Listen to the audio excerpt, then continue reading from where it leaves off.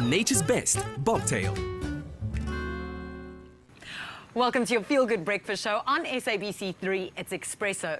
Now, why is it important to teach your dog to do a trick? Well, we've got Karis, our animal behaviourist, in studio. She's also joined by Juno, and she's going to answer that very important question for us. Good morning. Good morning. It's a question I often get asked by friends and stuff.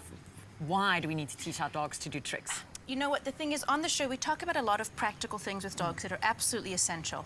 But tricks are fun. Dogs love it. It's great for them to think. It's a great way for them to bond with you. So I just want to show you how to teach one very cute trick for a dog. What are we going to do? We're going to teach a dog how to sit pretty. Okay? Sit pretty. Sit pretty. So this is Juno. Juno, come. So what we're going to do is sit. And we're going to teach her to come, sit up. Wow, look at that. Good girl.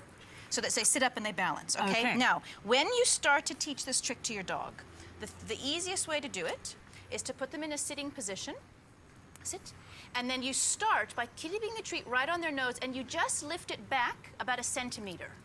Good. And when their feet lift off, give them the treat.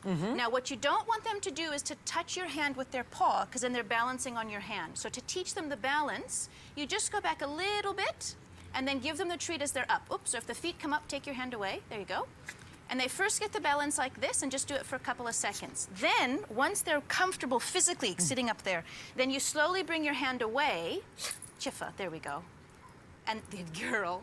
And bring it down. Now, when you teach dogs to sit pretty, they have to actually get the muscles to do it. So just have them do it half a second, half a second, half a second, and then a little bit longer, and then eventually they can hold it for quite a long time. But I've been hearing a clicking sound there. What are you doing? So when I teach dogs tricks or any command really, I use a clicker to tell them when they've done it right. And especially here with all the cameras and everything, it keeps the dogs very focused. It's a wonderful teaching tool, clicker training. And where do you get that? You can get this at any pet store. For anyone who's curious about clicker training, I suggest they Google it and have a look. We can post some stuff up on the Facebook page. It's the best way to teach dogs. Now, can you teach an old dog new tricks? Absolutely. Ooh, the thing is, yay.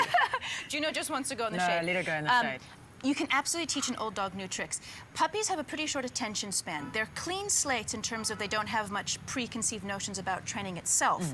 But older dogs have a much longer attention span. So for someone who's actually very keen to get going on training quickly, the best thing to do is to adopt an adult dog from the shelter, because they've got the stamina to work with you for longer. It's lovely. It's very satisfying to teach old dogs new tricks and very doable. Well, Karis, thank you so much, and thanks to Juno, who's now just disappeared off our set. In her trailer, yes.